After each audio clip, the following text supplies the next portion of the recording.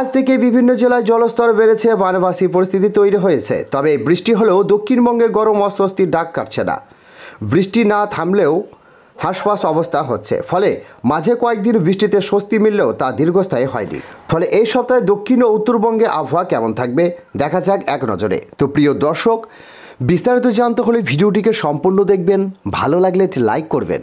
আর এই ধরনের latest trending update ভিডিওগুলি সবার প্রথম পাওয়ার জন্য আমাদের চ্যানেলটিকে সাবস্ক্রাইব করে পাশের বেল আইকনটিকে প্রেস করে অল নোটিফিকেশনটিকে ক্লিক করে আমাদের সঙ্গে থাকবেন। তো চলুন এক নজরে দেখে নেওয়া যাক। আজ যে হাওয়া অফিসে পূর্বাভাস অনুযায়ী এই সপ্তাহের মাঝেই বঙ্গোপসাগরে একটি ঘূর্ণাবর্ত তৈরি হতে পারে। পাশাপাশি অসম এবং রাজস্থানে ঘূর্ণাবর্ত অক্ষরেখা তৈরি হয়েছে।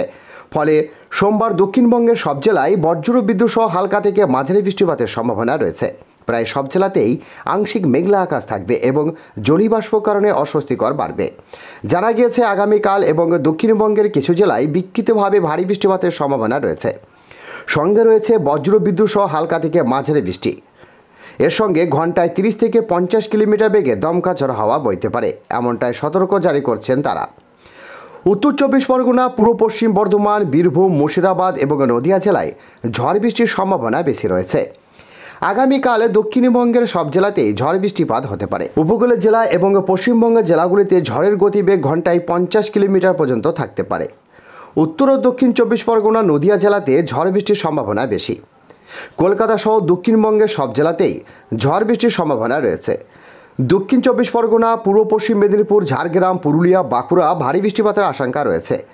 বুধবার দক্ষিণ চব্বিশ পরগনা, হাওড়া, হুগলি এবং পূর্ব পশ্চিম মেদিনীপুর, ঝাড়গ্রাম, পুরুলিয়া, বাঁকুড়া ভারী বৃষ্টিপাতের সতর্কবার্তা জারি করা হয়েছে।